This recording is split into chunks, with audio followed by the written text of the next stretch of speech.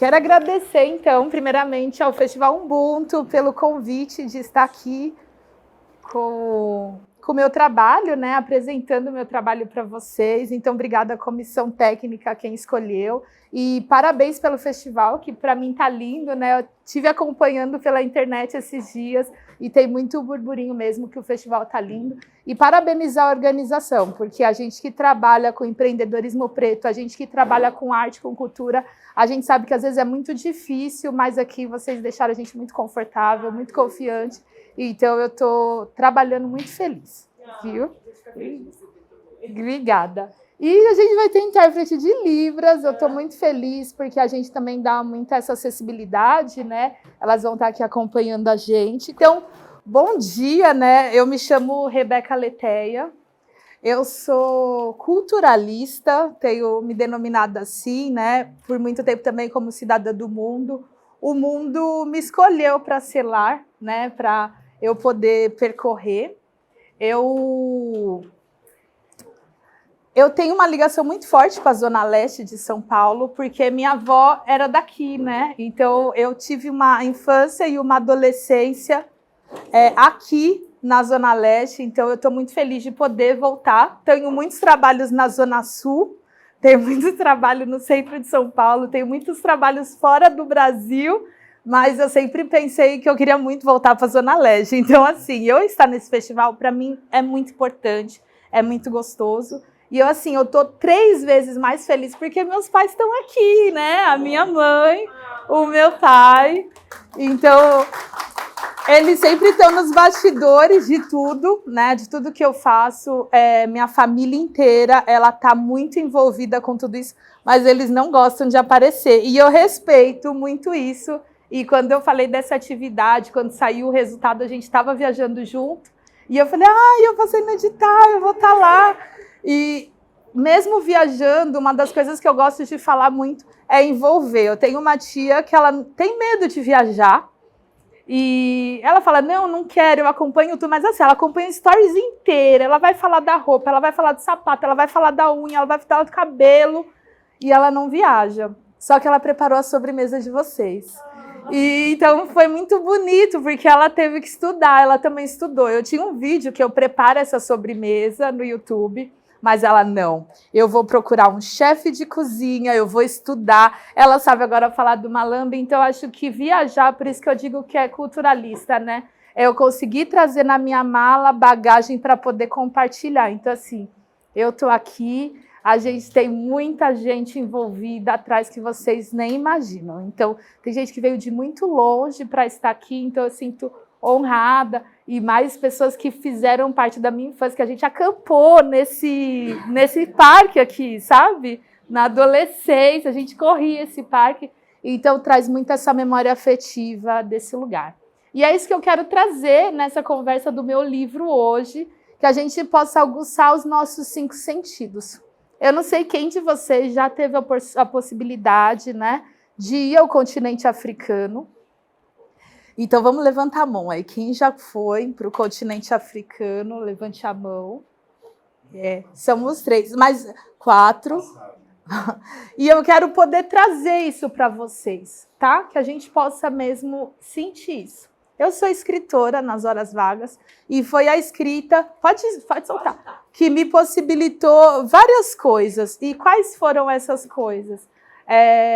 Eu poder conversar, né? Porque muitas vezes o que a gente sente, o que a gente vive... Eu comecei a viajar em 2017, né? Então, hoje a gente fala, é comum ter nômade, esse monte de coisa. Mas eu comecei muito antes, mas não tinha internet, não tinha redes sociais. E o que a gente conta? Como que a gente conta essas narrativas? Então, eu comecei a escrever cartas do meu presente, que era para o meu futuro. Eu não sabia, né? Porque isso a gente vai aprendendo no caminho. Mas eu escrevia cartas do que eu vivia. Eu não sei. Quando eu comecei, eu não sabia por que eu fazia aquilo. Mas depois, no decorrer dos anos, eu entendi que aquilo era para mim mesmo. Era uma cura para mim. E aí foi. Desde pequeno eu escrevo, e eu falo que essa coisa da carta, como a gente, né, é dos anos 80, tinha aquelas nos jornais de domingo, o endereço que alguém você podia mandar carta. Hoje nunca faria isso, que iam roubar nossas casas, sabia o nome da criança, né? Mas eu escrevia mesmo para essas outras pessoas para trocar carta. Toda a revistinha da Mônica, tudo eu sempre escrevia para alguém para fazer novas amizades. E o livro surgiu disso também. Eu escrevia carta para mim, não era para ser um livro. Não era para publicizar. E um dia uma amiga leu, uma amiga baiana, ela leu, ela fala, amiga, a gente tem que lançar isso é um best-seller, vamos. E ela começou, e aí a gente tem um livro que ele foi 100% produzido por mulheres negras, e eu muito honrada de dizer mulheres negras do Brasil. Quando a gente escreve, a gente sabe que, infelizmente, muitas pessoas pretas não têm acesso à leitura. Né? Não porque elas não querem, porque não é acessível mesmo, algumas leituras são difíceis. E eu tive muitas pessoas na minha vida que eram analfabetas. Minha avó, as minhas avós, meu avô, tinha Mazé. Então, assim, as pessoas falam que nós somos nômades digitais, eu não sou nômade, eu não me considero tanto do mundo digital, eu sou do mundo real.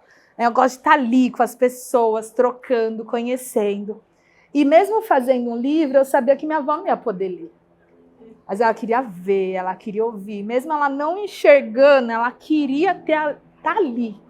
E aí o livro, eu transformei ele também em um vídeos no YouTube. Porque eu também não voltaria tão cedo para o continente africano. Eu não voltaria tão cedo para Moçambique. E eu queria deixar esse retrato para eles. Então o livro, ele é livro físico. Ele é um áudio-videobook que é no YouTube, então quando a gente for falar do livro, a gente vai assistir, vai ser as fotos mesmo. Eu não consigo comprar, mas a gente vai poder ter acesso ao vídeo no YouTube. O livro físico também está ali, que ele tem um QR Code que leva para os vídeos, da gente conseguir dialogar, a gente entender que o livro tem que chegar para muitas pessoas. E me deixa muito feliz em saber que antes, quando eu lancei no Brasil, as pessoas de Moçambique assistiram, a Mazé, que era uma das pessoas que eu mais também, né, via a minha trajetória viajando, ela conseguiu assistir antes da partida dela, né, e eu sempre falava, eu quero muito deixar esse livro para o meu avô. Ele partiu, ele não viu o livro, mas minha mãe falava, mas o livro está pronto, o livro está pronto. Isso é o físico, né, que a gente não tem. Mas é isso, então tem essa história. A gente vai fazer como dinâmica desse livro, e aí quando eu falo dos sentidos, né, antes até da comida que vai vir, a gente tem ali, ó, a gente vai poder tocar no dinheiro, a gente vai poder ver a arte, né? Tudo é um escambo, a gente troca. Eu tô aqui para trocar com vocês.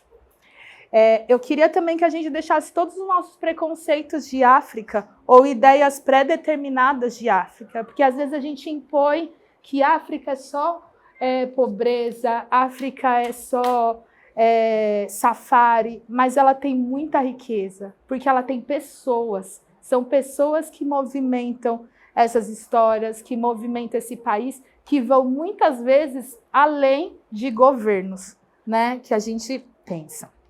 Então, eu vou começar com uma história que eu gosto muito,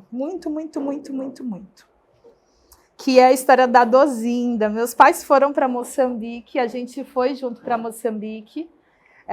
Tem história, eu conto um pouco da história de nós lá vivendo isso. E eles conheceram a Dozinda, né? Então, essa carta chama Dozinda. No dia 12 de março de 2019, uma quarta-feira, eu estava na cidade da Beira, em Moçambique. A cidade da Beira é uma região central de Moçambique. E isso. E eu conto esse capítulo, que a gente possa imaginar a música Alegre Menina do Djavan, tá? A Dozinda é a secretária do lar que trabalha na casa em que eu estou residindo. Uma mulher de semblante triste, acredito que por conta das mazelas da vida. Ela aparenta não ter uma vida fácil, muito fechada e introvertida. Às quintas-feiras, por conta das lives que faço com as negras viajantes, à 1 da madrugada, a fim de conciliar com o horário do Brasil, por conta dessa mudança de horário, comecei a entrar 10 horas da manhã no trabalho. Porém, saio mais tarde. Essa troca me possibilitou ficar mais tempo com a Dozinda. Na nossa primeira quinta-feira juntas, rimos e nos divertimos demais. Tivemos a oportunidade de conversar, ao que ela me conta que o seu sonho sempre foi estudar. Mas não foi possível, pois os seus pais não priorizavam isso na sua vida. E aos 12 anos, ela engravidou pela primeira vez. Desde então, ela precisava trabalhar e cuidar dos seus filhos. Além disso, a Dozinda sempre queixa de dores decorrentes de possíveis doenças que Késia, a médica que mora comigo, com frequência prescreve medicamento a fim de atenuá-las. Diante disso, mesmo muito sensibilizada com a sua história e desejando muito modificar aquela realidade, tudo o que me resta é ser escuta sem julgamento. A Dozinda sempre menciona com minhas colegas de casa que minhas roupas são muito coloridas, em ar de reprovação. Mas sei que é um julgamento sem maldade, e talvez ela tenha um quê de admiração.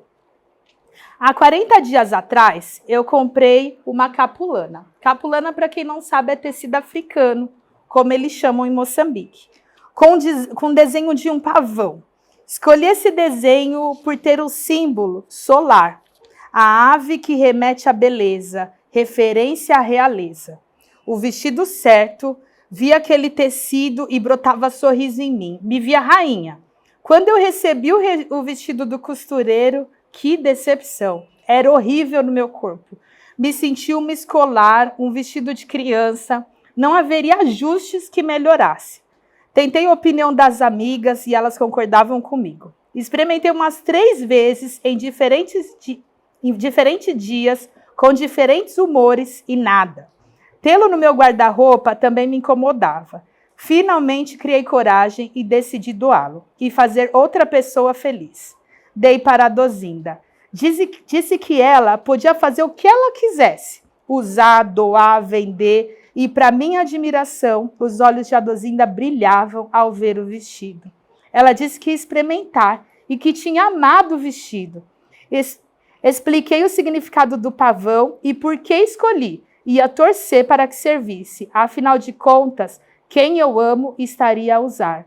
Após terminar os afazeres, ela estava preparando um bolo e eis que me anuncia sua entrada. A Dozinda vestida e com um imenso sorriso, dizendo: "Como estou?" E acariciava o vestido, se olhava no espelho próximo da cozinha e realmente ela estava linda, pronta para uma festa.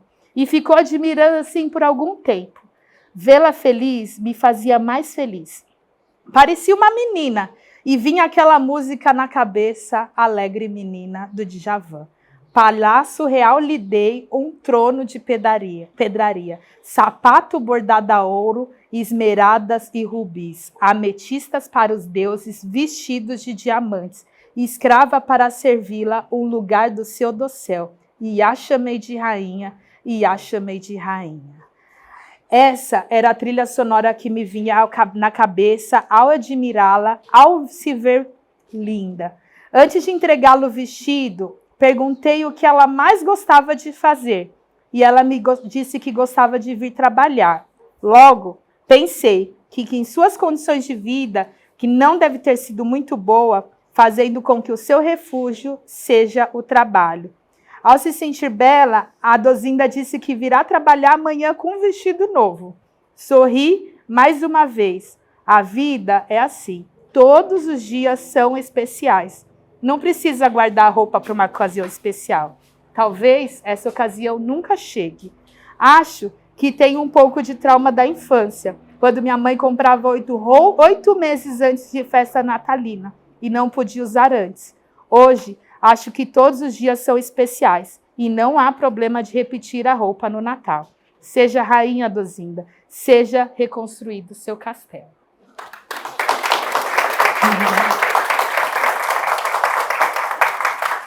Depois vocês vão ver que vai rolar, né? Vocês vão ver foto da Dozinda com vestido, um pavão e a coisa mais linda. Então, é isso.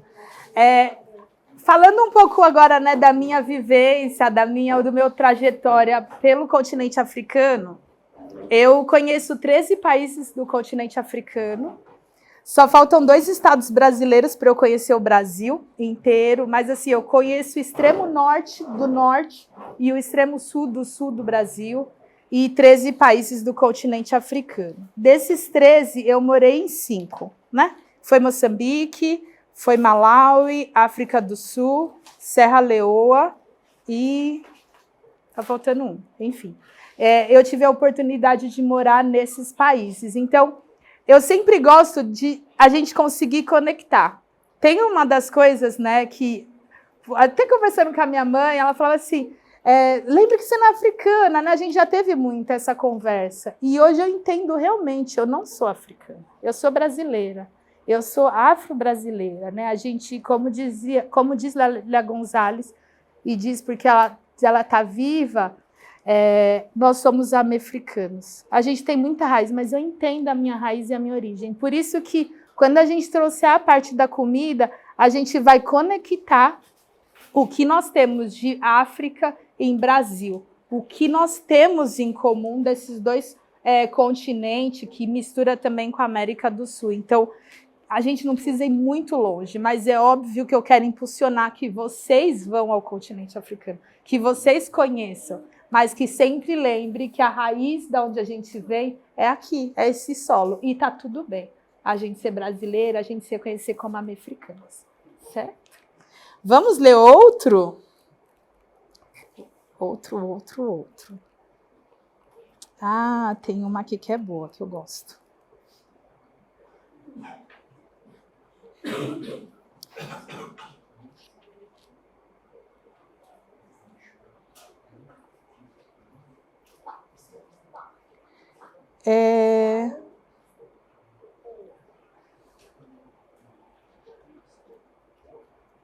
Nesse livro, é bem legal e interessante ver, mas é muito pesado para algumas pessoas que viveram comigo, que eu vivi um ciclone, né? Moçambique. Deixa eu contar um pouco da minha trajetória, né? Eu sou enfermeira de formação, sou infectologista e sou mestre em ciências da saúde. Com esse novo mundo, né, que a gente tem construído, as pessoas estão falando muito em transição de carreira. E eles impõem muito a gente, né? Então, hoje eu trabalho com mulheres negras viajando, promovo o bem-estar e o bem-viver. E nessa imposição de que eu estou em transição de carreira, hoje eu digo que não. Eu continuo sendo enfermeira, né? Mas eu trabalho com bem-viver, eu trabalho com saúde, eu trabalho com promoção de saúde, para que mulheres negras possam viver, possam ter prazer. A gente só vive trabalhando.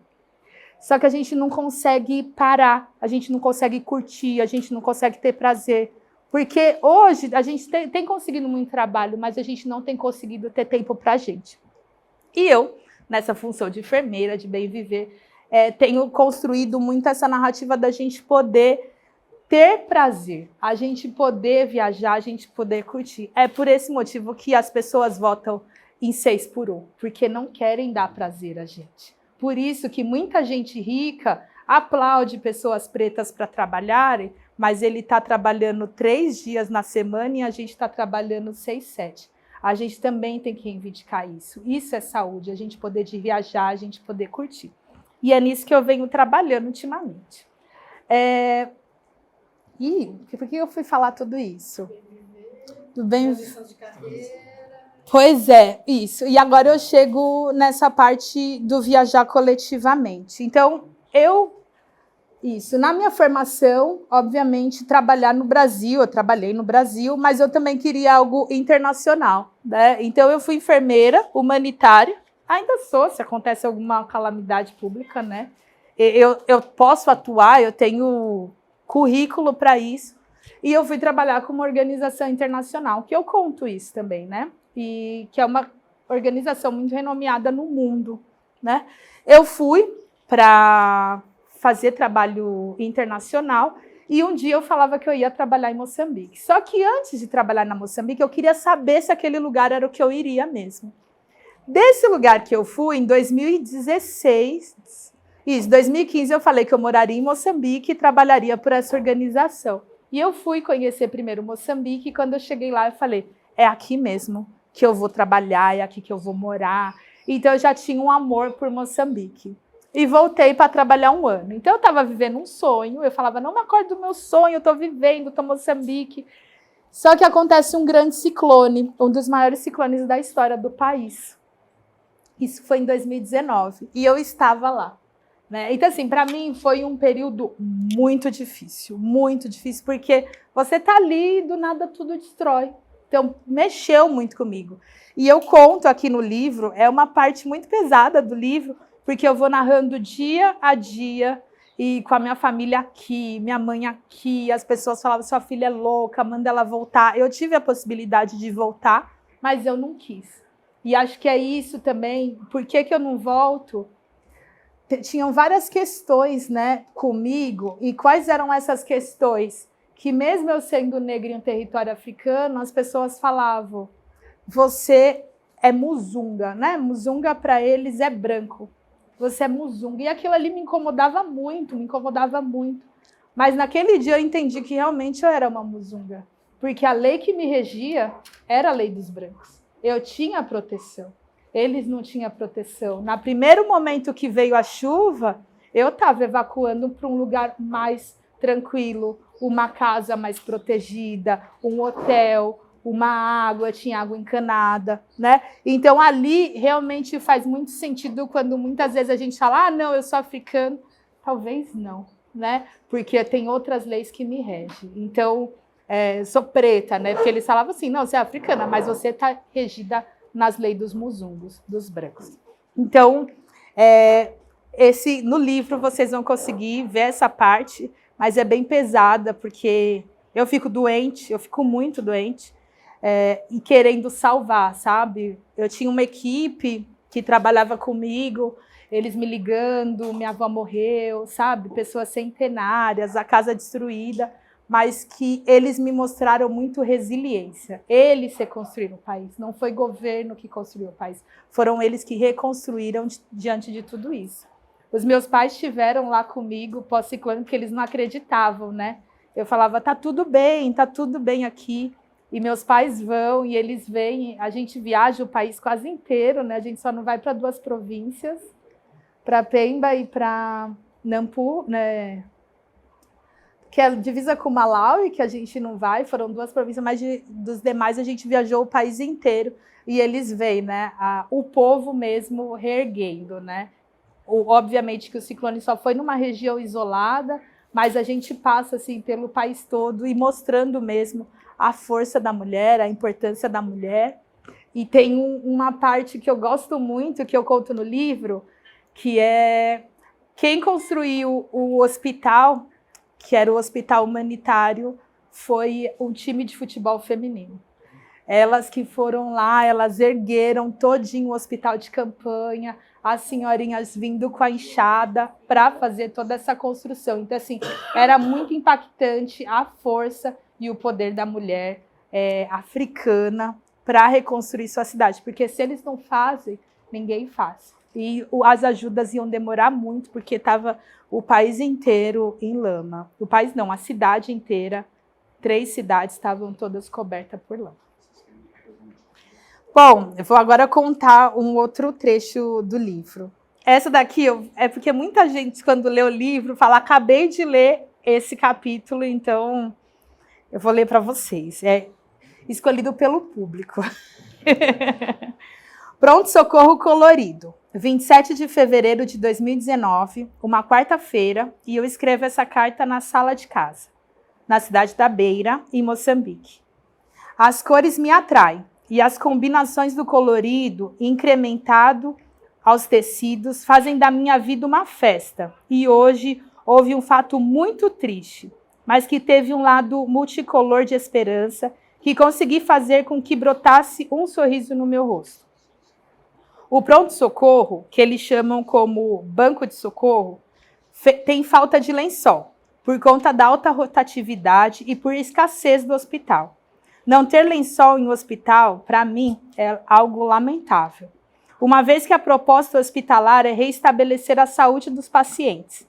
Esse item se torna indispensável, mas por aqui a fama de sumiço de lençóis é alta.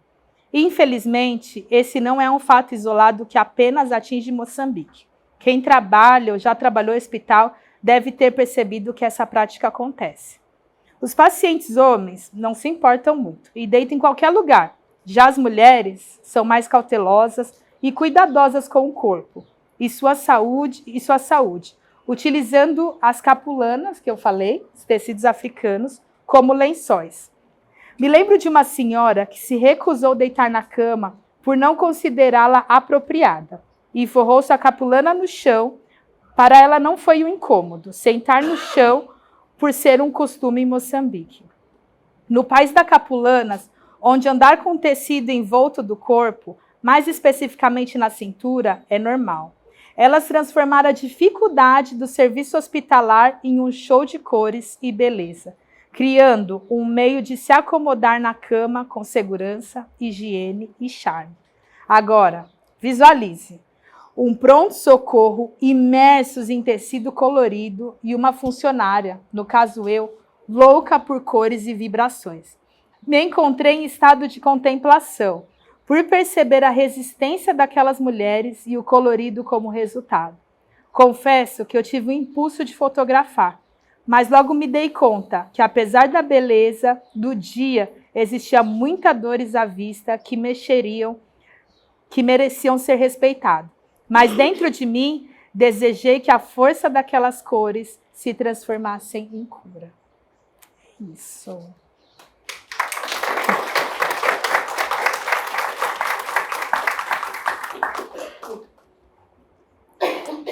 Vou ler mais uma. Alguém tem horas? Como que tá a hora aí?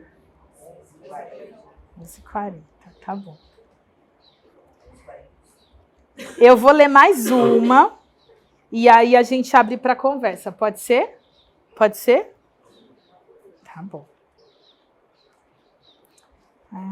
Sim.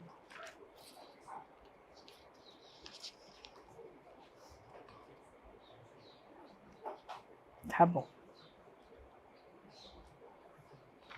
Deixa eu ver qual que eu vou pôr.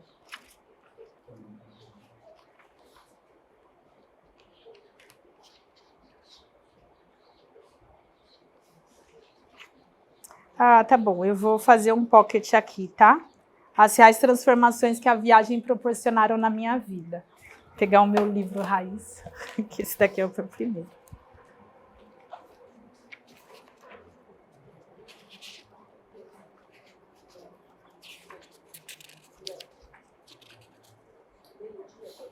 Pode. Uhum. Tá. As reais transformações que as viagens proporcionaram na minha vida. 30 de março de 2020, segunda-feira, eu estou dentro de um avião retornando da Etiópia para o Brasil. Escuto muitas pessoas dizerem que depois de viajar, as suas vidas mudaram. Eu sempre me pergunto, quais mudanças? Obviamente não querendo mensurar, mas fazer entender quais transformações reais que as viagens ou a viagem proporcionaram na sua vida. E nesse caso eu vou dizer um pouco da minha. A resposta clássica de dar mais valor à vida, saber que tem muitas pessoas que sofrem, muito mais que nós, entre outras, não me são suficiente. Gosto de me materializar e me forçar a pensar, além de tudo isso, o que talvez essa resposta faça sentido na primeira viagem e, obviamente, em um contexto de pobreza. No meu processo de transformação pessoal, aprendi e tenho aprendido diariamente, mas vou deixar aqui 14 coisas que aprendi viajando. Aprendi a aceitar todas as comidas e bebidas que me são oferecidas. Recebê-las é uma forma de respeito. Eu não bebo café já faz anos. Não gosto do sabor. Em 2006, viajando por Minas Gerais, conhecendo o acampamento de pessoas sem terra, a principal bebida de boas-vindas era um copo grande de café. Eu juro que eu queria cavar um buraco. E durante o dia, eu iria visitar muitas famílias e seria recebida com café. Quer dizer, chafé. Nessa situação, beber ou não beber? Eu bebia.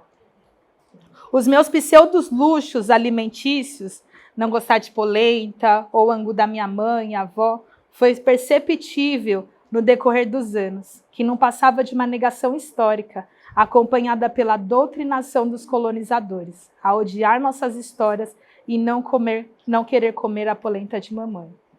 Hoje, nada mais é que a shima, ou o famoso fufu, o prato mais comum do continente africano, e que são servidos como banquete, assim como o quiabo, que para mim, na atual conjuntura, tem muito sabor, e eu como até lamber o prato. A antiga comida deixada no canto do prato, como a cebola, o pimentão, tem gostos incríveis. Nunca senti antes ao longo de mais de 30 anos da minha vida. Aprendi a receber o melhor banquete que me for servido. Me sentia muito desconfortável em ser convidada para ir em alguma casa e me oferecerem sua melhor comida. Talvez a melhor de suas vidas, por me acharem especial, mesmo eu me sentindo como eles. Nessas visitas, ficaria muito feliz se não tivesse todo um banquete e toda a preparação por conta da minha ilustre presença. Se sacrificariam para colocar a tal mistura na mesa. O que eu mais queria era a companhia e o prazer de ter sido recebida naquele lar. Se não tiver o que comer, está tudo bem. Não se sacrifique por mim. Mas não oferecer nada ou oferecer algo simples é um insulto. Me lembro, andando pelas ruas de Kulob, no Tajiquistão, uma senhora me convidou para entrar na sua casa. Ela fazia sinal de comida, eu entrei, pelo carinho e pelo convite. Eu não falava tajique e muito menos russo, e ela não falava inglês, mas entendi o convite. Uma senhora viúva, que trabalhava como limpeza de casa, parecia um grande evento a minha visita em sua casa. A doutora, a estrangeira, uma casa simples, como tentava me dizer a todo momento. Ajudei a cozinhar, cortar batata, tudo no chão. Ela me preparou a sua carne e eu não comia carne, tive que comer. Para muitos países, a carne é o prato principal. Aprendi que muitas vezes damos muito valor à estrutura física da casa. Assim como uma decoração, tudo tem que estar perfeito para receber a visita. Mas descobri que isso não passa de uma mera bobagem, quando nosso espírito ou nosso coração são cheios de amor e cumplicidade, transformando o simples no lugar mais lindo e aconchegante do mundo. Aprendi a respeitar culturas. Sim, essas mesmas que muitas vezes nós viajantes sempre estamos comparando a nossa e nunca entendemos seu contexto na história. A exemplo de que eu sei que terei que cobrir meus ombros, a minha cabeça, os meus joelhos, até amarrar uma capulana na cintura, para adentrar nas repartições públicas. Para alguns, é bobagem ou muito conservador. Para quem sou eu para dizer quem está certo ou quem está errado? Aprendi a entender o tempo, que o meu tempo não é o tempo do outro, que os processos de mudanças têm seu tempo e seu caminho a ser percorrido. Obviamente que eu queria muito que pessoas não sofressem ou que sofremos na pele e que nossos erros possam ser compartilhados com o intuito de minimizar algumas dores. Mas não tudo tem o seu processo. Eu tenho que respeitar cada país, cada cultura, o seu tempo para se transformar. Aprendi também que não sou a dona da razão e que não tenho todo o conhecimento do mundo, que cada dia que passo aprendo muitas coisas novas. Aprendo que ouvir, me calar é, acima de tudo, a melhor coisa que eu tenho a fazer. Eu venho de país que tem muitas mudanças a serem feitas, assim como não devo considerar que as leis do meu país sejam partes da lei de onde eu percorro. Aprendi que não é o dinheiro que abre portas, mesmo a maioria dos países pelos quais passei, corruptos, e que me abre portas é a educação e o respeito. Bom dia, boa tarde, boa noite, por favor, obrigado. São frases que cabem em todo lugar. Aprendi que nem todo mundo é mau e perverso ao redor do mundo, como fala. Que existem mais pessoas fazendo e cultivando o bem e com o intuito de ajudar, até mesmo quando eu tive a experiência em Grenada, no Caribe, ao pedir ajuda a um rapaz que tinha uma mão amputada e o mesmo me ajudou. até a polícia vir atrás de mim e me questionar qual a relação que eu tinha com aquele rapaz. Eu não tinha nenhuma relação com ele, apenas tinha pedido alguma informação. Foi nesse momento que eu conheci a delegacia e que ele me explicou que o rapaz não tinha mão por ter cometido um roubo. Aprendi sobre a solidariedade feminina africana. Quando eu viajava pelo reino de Eswatini, não sabia que fazia frio e estava despreparada até que uma mulher me doou uma capulana e uma blusa. Aprendi a me defender na escalada, enquanto uma mulher negra, latina, americana, no sentido de ter que dizer alto e bom tom não ao racismo, ao machismo e à homofobia. Aprendi a proteger os meus valores, mesmo não sendo os meus valores para os outros. Sei que terei que arcar com alguns custos muito altos, como hospedagem, táxi, em nome da minha segurança. E que viajar de noite nem sempre é a melhor escolha, dependendo do lugar do mundo que eu estiver. Aprendi que falar a língua local, ou ao menos algumas palavras, é sinal de respeito, mas que eu possa me forçar a aprender, mas que eu não posso me forçar a aprender o mais rápido possível, que tudo tem o seu tempo, ressaltando a importância de ter que aprender ou me enquadrar ao português do país lusófono e não exigir que eles falem o meu português. Aliás, eu estou no país deles. Aprendi que na pele, que vivendo 9 meses em África, em uma viagem rápida pela Bélgica, que comida na Europa é puro plástico. A comida tem cor, a comida não tem cor e o tamanho de agradar a comida tem cor e tamanho de agradar os olhos, mas elas são falsas, são puro veneno, não tem sabor, cheiro e muito menos semente. Foi ali que eu aprendi o verdadeiro valor do produto orgânico, mesmo sabendo que na África os agrotóxicos têm tomado conta das prateleiras, das farmácias e dos plantios populares. É triste, porque a referência é eurocentrada e não afrocentrada. Aprendi que o meu país é o mais fascinante do mundo, que mesmo discordando de muitas leis e das políticas que curso, e da política em curso, o mundo inteiro nos conhece. O mundo inteiro quer conhecer ou já conhecer o Brasil. Cansei de conhecer estrangeiros dizendo ser meio brasileiro, meio italiano, holandês, alemão. Além do nosso país ser bonito e incrível, a nossa língua é linda. Não há quem não tenha suspiros em ouvir, falar, cantar e terminar muitas palavras com a letra I. Sendo assim, eu, Rebeca Leteia, sigo aprendendo e descobrindo diariamente as transformações reais que as viagens proporcionaram na minha vida. E você, quais são as suas transformações reais após as suas viagens? É isso.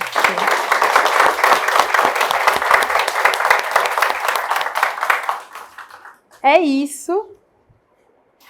Abro para conversa, né? Vocês podem perguntar, pode falar. Bom dia, né? Bom dia a todos e a todas. Esse ano, né, eu tive a felicidade e o prazer, né, de fazer parte do Festival Umbuto e ser a curadora de literatura, né? E o seu projeto e o projeto do Cleiton, nesse ano, eram projetos que, para mim, tinham um pisca-alerta. E são duas pessoas que eu conheço. Né? E aí os motivos de ter feito essa seleção e essa escolha, né, de selecionar o trabalho do Cleiton e o seu foi justamente por ser duas pessoas brasileiras que foram ao continente africano, além de ter ido, né, que já é um grande feito, produziram livros. Além de ter produzido livros, vocês fazem, os dois, essa conexão de nos devolver ou nos presentear com essas experiências que é o que nos foi roubado, né? De saber que o continente africano, ele é rico, né? Ele nos conecta, mas também a gente é brasileiro, né? E lá, qualquer lugar que a gente pisa, as pessoas de alguma forma sabem que a gente é brasileiro. E você é a pessoa que personifica alguns dos meus sonhos, né? O livro, né? E viajar, né? Viajar é a literatura é o que me faz ser e pertencer ao mundo, mas viajar também é um dos meus grandes sonhos. e a gente se reconectou numa feira organizada pela Maria Rita, que inclusive está trabalhando aqui, né, e faz parte do Festival Ubuntu. Eu não lembrava de você, mas eu quis comprar o seu livro. E ao comprar o seu livro, eu li e eu falei, eu quero viajar com ela. Um dia eu quero viajar com ela. E aí a gente teve a experiência de viajar junto para a Colômbia. E uma das coisas que me fez viajar com você, que tem momentos no livro que ela fala assim, tem momento que eu preciso ficar sozinha. E eu tenho esses momentos. Tem hora que eu quero estar na multidão, mas tem hora que eu não quero ver ninguém, né? E ela falava esses momentos de respiro no livro. E a gente teve a felicidade de viajar para a Colômbia com 24 mulheres? 24 mulheres negras, assim. E dizer que eu estou muito feliz de você... Ubuntu, né? Esse festival é isso, né? A gente poder experienciar, viver. E a partir de tudo que você falou aqui, a gente sonhar, possibilitar sair do território brasileiro para voltar mais brasileiro, né? Porque eu viajo para voltar brasileira, né? Claro que eu estou aqui, eu vou lutar por políticas públicas, por direitos, mas eu estou lá e falo, meu Brasil é incrível. A gente volta, né? Um brasileiro. Te agradecer, né? Por você ter se inscrito, né? Recebido esse convite. E eu percebi no Festival Ubuntu que é assim, né? Todo ano tem uma curadoria diferente e a gente, enquanto curador, não vem sozinho, né? Porque a gente vai divulgar nas nossas redes e aí vai vir pessoas que são do nosso convívio, né? Que viu e se mobilizou a se inscrever. E fazer esse Ubuntu mesmo, essa transformação, essa diáspora na prática. Então, te agradecer ao festival, né? Agradecer ao Cleiton também de ter se inscrito, o trabalho de vocês. Espero que vocês dois, em algum momento, façam coisas juntas, porque dialoga muito, né? Então, o Sarau Africanidades foi um presente na sexta-feira e hoje ter você aqui nesse festival. Espero que você sinta todo o amor que a gente está sentindo, né? De acolhida e o quanto o Ubuntu é prática, né? Então, gratidão. Eu tive a honra de encontrar Cleiton em África, né? Que eu era ali, a embaixadora. Ninguém chegava naquela Moçambique sem encontrar. E eu tive a honra. Foi sua primeira vez, não a segunda. E ele estava no festival de poesia. Minha família também estava lá, sim. Foi muita gente, porque eles foram muitos poetas, né? Mas você encontrou mais as meninas, você encontrou a filha, a mãe, a Dai, que é... Sim, a Ruth é a mãe da Dai. A Dai estava lá, que vocês encontraram, tirar foto. Acho que com ele foi pouco. A minha primeira vez para a África do Sul, para a África, para o continente africano, foi em 2011. Não tinha internet. Lembra? A gente está falando agora, 2020. Tinha internet 1G. Então, assim, e eu sempre fui uma viajante econômica. Eu não falava inglês. Eu caí na África do Sul porque foi a passagem mais barata da África. Eu queria ir para Angola. Aí, quando eu vi, não pago. Aí, a primeira que eu vi foi África do Sul. África, bora, o que tem lá? Não sabia nada. E não tinha internet, a gente não tinha muita essa conexão. Hoje, a gente tem muita informação. E eu não falava inglês. Então, ali já começou. Só que quando eu cheguei na África do Sul, eu fui com a minha prima, né? A minha prima gorda mesmo. E quando ela chegou na África do Sul, aquilo ali para ela era um paraíso, porque tinha roupa para ela. As pessoas olhavam para a gente, sabe? Assim, nossa, tipo, elas são bonitas. Mas sabiam que a gente não era dali, da África do Sul. Então, eu até tenho uma pesquisa de doutorado que me entrevistam, né, falando dessa minha história, que, assim, como que foi para vocês, né? Então, para a gente era muito... Eu não falava inglês, então, se ele falava que eu não era preta, ali não tinha aquilo. Então, eu e minha prima, a gente ia as roupas, a gente usava muito roupa brasileira, né? Então, tipo, a gente já estava ali desconecto. A minha segunda vez em Moçambique, eu começo a entender mais esse lance do tipo... da cor, da raça, porque eles falam português. E, mais uma vez, quantos brasileiros vão a Moçambique e apropriando deles? Tá? Não quer dizer que a gente é brasileiro, que a gente mudou, que a gente é humano. Não, a gente vai lá também muito na ideia do que foi nos ensinado, de colonialismo. Nós somos e aqui estamos. Mas eles colocam mesmo essa barreira, dizendo, mas eles trazem a reflexão Teve miscigenação. E teve, da minha família teve. Teve indígena. Só que toda vez que eu trazia essa discussão, teve um rapaz que trabalhava comigo e ele falou assim, até quando você vai ter que ficar andando com o seu certidão de nascimento explicando sua árvore genealógica? Ali foi outro tapa que eu levei na cara. Aí eu falei, tudo bem, não vou mais explicar. Só que depois de todo aquele movimento, foi muito bonito, porque o país inteiro ele reconhece a nossa africana, a negra viajante, eles veem isso. Então não é uma coisa que a gente impõe, que a gente pede, ela vem natural. E aí tem um dos processos que eu gosto muito, que todas as minhas amigas moçambicanas, da minha idade, elas não usavam roupa africana, porque remetia à África. Elas usam Dolce & Gabbana, Gucci, elas usam Louis Vuitton. E eu, enquanto uma mulher negra, jovem, usando roupa africana, eu também era referência para ela. Então, ali foi trocando. A gente foi se reconhecendo, a gente foi vendo as nossas afinidades, que o processo de dizer de ser preto ou não é outro. Que tudo bem, quando a gente vai para a Europa, eles dizem que a gente é preto, mas quando a gente vai para a África, ele diz, pera lá, sabe? Então, foi muito importante entender raízes, mas ao mesmo tempo, tá tudo bem, o que vocês querem me denominar? E vem muito forte de reconhecer e da gente poder trabalhar junto. E eles dizem, muitos, assim, as pessoas africanas, elas falam, e a Rebeca? E ela é mais do que nossa. Qualquer lugar que eu chego, fala, fulano te conhece, porque vem para o Brasil, porque a gente tem essa conexão, a gente continuou uma ação. Então, não é essa questão do explorar, do ir, do tirar, mas a gente conhecer realmente os nossos espaços. E a outra coisa que é desse... Eu tenho muito medo de viajar sozinha, mesmo eu viajando desde 2017, porque a gente tem uma sociedade que é isso, né? Ela é machista, é racista, é sexista, mas o medo não me prende. O medo, ele me dá um empurrão. Toda vez que eu sinto o medo, eu sinto uma força me levando. E é por isso que vem esse movimento de mulheres negras que viajam, porque eu sei que muitas delas têm medo. Muitas. E se a gente vai sozinha, se a gente vai junto, a gente é mais forte. A gente é menos violentada. Quando a gente foi para a Colômbia, quando a gente entrou no avião, era todo mundo, sim, abraçava, falava com a gente. Parecia que a gente estava junto, a gente não estava sozinha. Era um outro impacto quando você chega junto. Então, por isso que eu digo que esse meu movimento de mulheres negras que viajam, de mulheres negras que vamos juntas, ele prospera. Porque a mulher negra, ela nunca está sozinha. Ela já chama a outra, ela vai com a outra. E ela nunca teve a possibilidade de sonhar.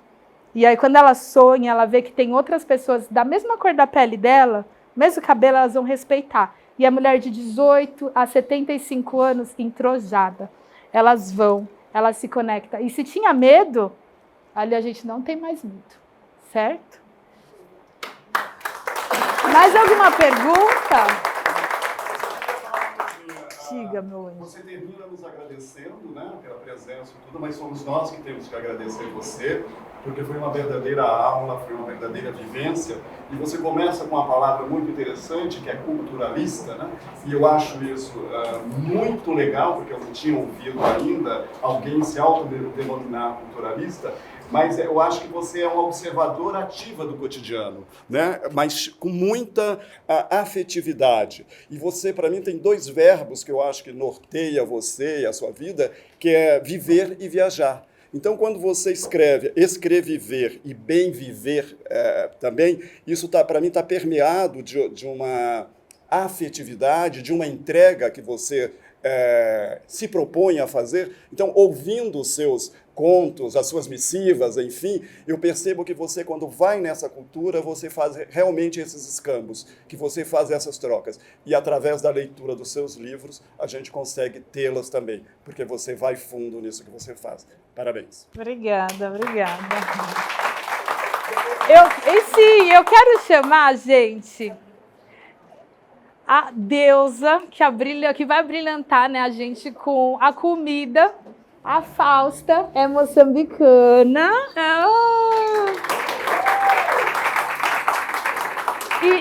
E ela quem preparou a comida pra gente. Como meus pais foram para Moçambique e Cleison também, ela é de Quelimane. que é uma das melhores comidas. Perde para Vilanculos ganha, né? Porque as bitongas são de Vilanculos. Mas tem o melhor frango do país, né? Então, são mulheres com mão cheia para cozinhar. Então, se apresente e depois você explica o cardápio que a gente tem, tá bom? Tá. E obrigada por aceitar o convite. E obrigada ao Festival Ubuntu por aceitar a minha ideia da comida, da proposta. E Fausta brilhantar, viu? Tá, obrigada. Boa tarde a todos. Oi, eu me chamo Fausta. Primeiramente, agradecer. Muito obrigada por estar aqui, muito obrigada pelo convite, obrigada por poder compartilhar com vocês essa comida, né? Vou explicar toda a comida e todo o contexto. Eu estou no Brasil já faz 10 anos. Eu nasci em Moçambique, cresci lá. Eu vim aqui para estudar em 2014, terminei os meus estudos, comecei a trabalhar e decidi morar aqui. E hoje eu estou aqui, né? E, assim, a África é diversa, mas, assim, para mim, a África, ao mesmo tempo, ela é diversa, tem várias culturas, tem muita coisa que se conecta. Então, a comida que eu trago hoje é típica de Moçambique, mas tem vários elementos que, inclusive, tem aqui no Brasil e tem em vários países também. Para mim, essa comida o cardápio que a Rebeca trouxe, eu acho que foi proposital, porque é uma comida muito afetiva, é aquela comida de mãe que você chega em casa e você já pensa, é a primeira coisa que você, quando eu estou indo para Moçambique, penso, sabe? Eu vou em dezembro e eu já falei para minha mãe, eu quero muquane de mandioca, arroz de frango à parmegiana, não quero outra coisa. Eu estou aqui agora com a Rebeca Leteia, que participou aqui com a gente do Eixo Ritmos, trazendo o livro Escreviver, né, na travessia afrodiaspórica com a gente. E eu queria que você falasse um pouco sobre o seu livro, né, Escreviver, e também sobre a sua relação com o festival, a relação com a África. Você que é uma pessoa que foi para lá, para vários países da África, né, conheceu várias culturas, diferentes culturas de África e compartilhou, deu uma aula aqui pra gente hoje, eu posso dizer. Então fala um pouquinho pra gente como é que é a sua obra e essa sua experiência com a África, por favor. Perfeito, muito obrigada pelo convite. Em primeiro lugar, eu quero parabenizar o Festival Ubuntu, que está muito lindo, bem organizado, bem fluido, e está sendo um prazer ter essa troca, né, que vai além de uma travessia, ela também a gente poder devolver ao Brasil e principalmente à Zona Leste de São Paulo, que é um território que eu cresci por conta da minha avó, trazer um pouco de África para cá e para as pessoas, e também a gente fazer esse mix de Brasil. Tive a honra de apresentar o meu livro, que chama Escreviver, Carta de uma Viajante Negra ao Redor do Mundo, que eu conto de alguns países que eu passei, como Moçambique, Malawi, África do Sul, Reino de Eswatini e Tanzânia, e meus pais, Zimbábue, e meus pais também tiveram aqui a honra de participar e que viajaram também comigo por Moçambique, né? A gente viajou 5 províncias junto e ter essa troca. E eu acho que o mais gostoso de tudo isso é a gente poder trabalhar os sentidos. E foi essa a ideia da minha atividade, que a gente pôde falar, né, sobre ver, ouvir, cheirar e comer também. Então a gente comeu, né? Tivemos aqui cozinheiras moçambicana, angolana, trazendo pratos do continente africano que temos no Brasil. Então era muito que às vezes a gente vê a África como um imaginário tão longe, mas está tão pertinho da gente. Então conectar através da escrita, da leitura e dos sabores foi riquíssimo. Então é realmente uma travessia afrodiaspórica.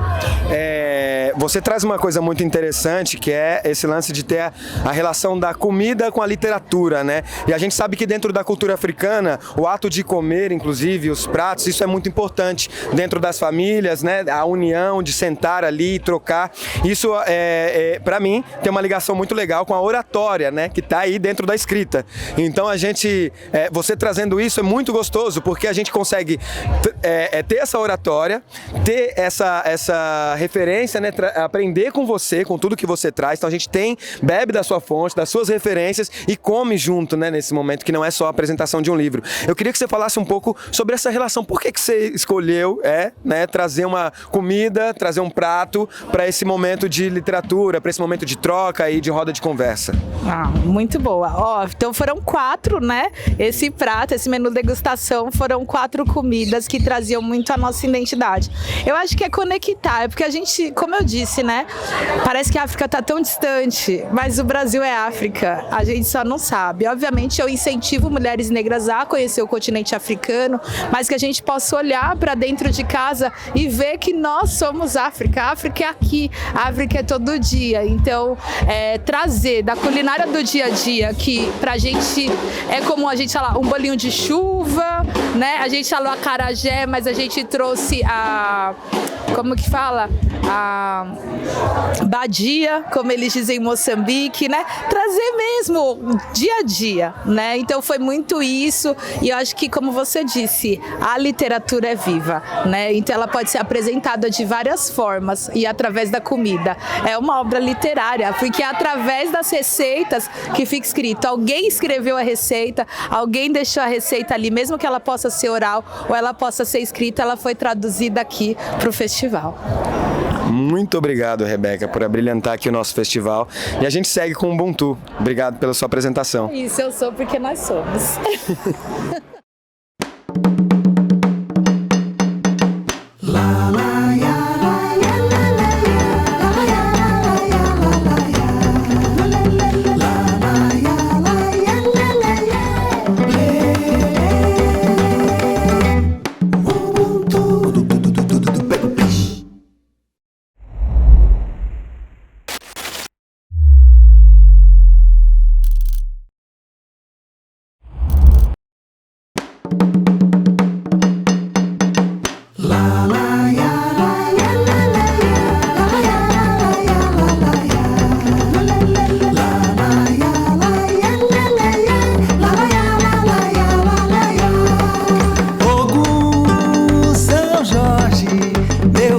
Vai limpando os meus caminhos, Ogum, São